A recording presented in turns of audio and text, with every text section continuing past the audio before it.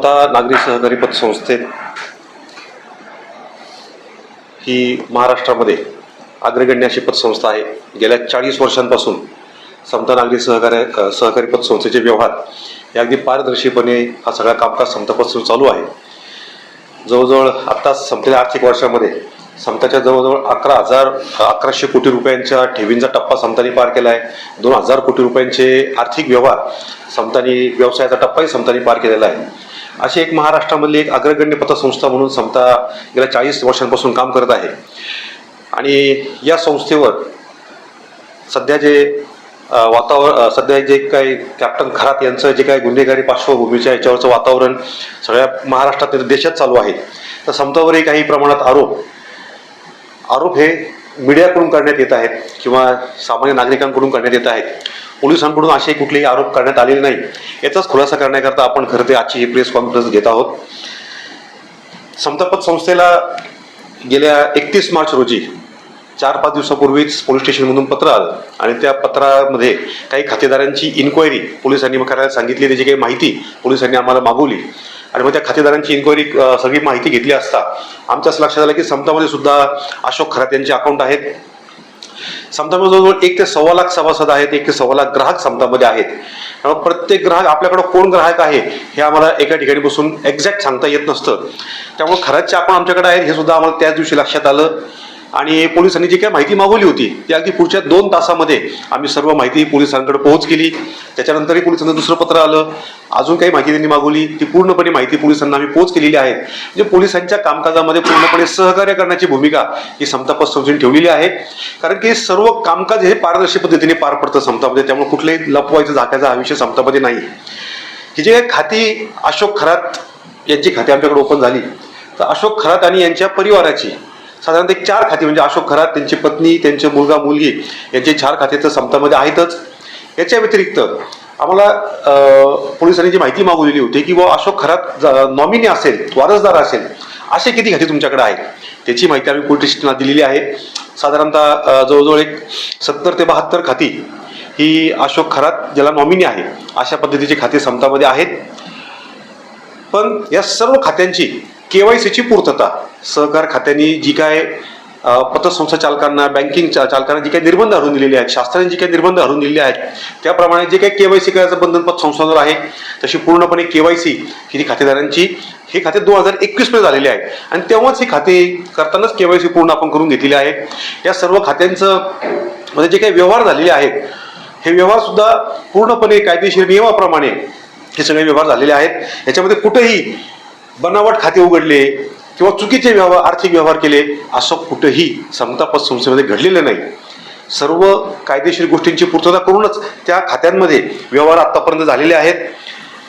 आणि गेल्या जानेवारी महिन्यामध्ये जानेवारी 26 या महिन्यामध्ये या सर्व खाते, या खात्यांमधला जो बॅलन्स आहे तो त्या सर्व खातेदारांनी विड्रॉल केलेला आहे. आजच्या मितीला त्या खात्यांना, अशोक खरात परिवाराचे खाते जर सोडले तर इतर खात्यांना काही फार मोठ्या प्रमाणात बॅलन्स शिल्लक नाहीये. खरात यांच्या परिवाराचा जो काही बॅलन्स आहे साधारणतः 30 ते 35 लाखाच्या आसपासची रक्कम त्यांच्या खात्यामध्ये आहेत. पोलिसांच्या सृष्टीनुसार ही सर्व खाते आम्ही फ्रीज केलेली आहेत. त्या खात्यांवर पोलिसांच्या परवानगीशिवाय कुठलेही व्यवहार इथून पुढे भविष्यात करता येणार नाहीयेत. जी काही माहिती मीडियामध्ये सगळीकडे जात आहे ही माहिती कुठेतरी मीडिया नेहमीच पोलिसांना मदत करत असतं कुठल्याही गुन्ह्याच्या तपासा करतात, परंतु त्या बातम्यांची मदत पण होते. परंतु समता ही एक आर्थिक संस्था आहे.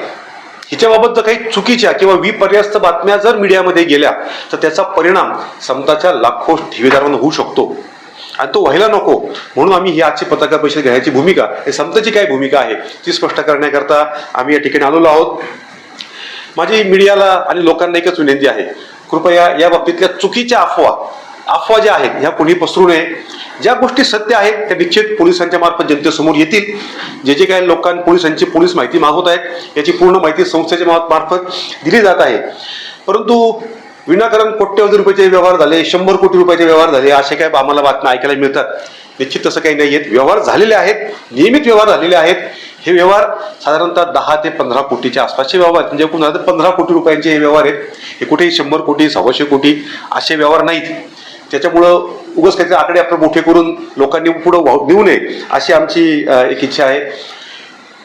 आम्ही एक बँकिंग सल्लागार आहेत, बँकिंग तज्ज्ञ आहेत, त्यांचा आम्ही या विषयावर सल्ला घेतला की हे काय प्रोसेस असते. त्यांनी आमच्याकडे येऊन सगळी पाहणी केली आणि त्यांनी आम्हाला सांगितलेलं आहे की तुम्ही जे काही खाते ओपन केलेले आहेत त्याची पूर्णपणे KYC त्याचे जे काही निकष आहेत हे तुम्ही पूर्ण केलेले आहेत, त्यात काही कुठे दुसरे आडकाठी नाही.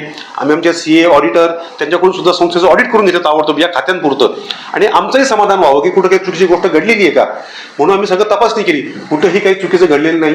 जे काही नियमित प्रोसेस आहे त्या प्रोसेसप्रमाणेच हे सर्व खाते ओपन झालेले आहेत आणि त्या खात्यामध्ये ट्रान्झॅक्शन त्या हिशोबाने पूर्ण झालेले आहेत. याच्यामध्ये जे काही वारस नोंदीचा विषय बऱ्याच ठिकाणी चर्चेला जातो की एकाच खात्याला एवढे वारस कसे काय. आता काय असतं की एखाद्या व्यक्ती जर खाते ओपन करण्याकरता आला आणि त्या खातेदारानेच आम्हाला सांगितलेलं असेल की माझ्या खात्याला अमुक अमुक व्यक्ती वारस राहील, तर त्याला आम्हाला ठेवणं बंधनकारक आहे, कारण खातेदाराची परवानगी आहे, खाते ओपन करायचे अधिकार त्याला आहेत. फक्त KYC पूर्ण करून घ्यायचे विषय आहेत ती आम्ही पूर्ण करून घेतली आणि खातेदारांच्या सूचनेनुसारच त्या नॉमिनीचं नाव त्या ठिकाणी लावण्यात आलेलं आहे. त्याच्यामुळे त्याच्यातही कुठं काही गैर वगैरे असा विषय काही नाही. त्याच्यात जे ट्रान्झॅक्शन झालेले आहेत, जे काही पैसे त्यांनी भरले आहेत, जे काही पैसे त्यांनी काढलेले आहेत, या सगळे कायदेशीररित्या त्यांचे विड्रॉल स्लिपर्स आहे आमच्याकडे आहेत. बरेचसे खाते हे बरेचसे व्यवहार हे ऑनलाईन ट्रान्झॅक्शन झालेले आहेत. त्याच्यामुळे त्याच्यातही कुठे काही अडचणीचा भाग नाही. खाते ओपन करताना समोरचा माणूस कोण आहे काय आहे ह्याची आपण KYC नुसार पूर्तता करतो. तो माणूस त्यावेळेस चांगला होता, तो माणूस कोण आहे याची पूर्ण कोणाला काही कल्पना नव्हती.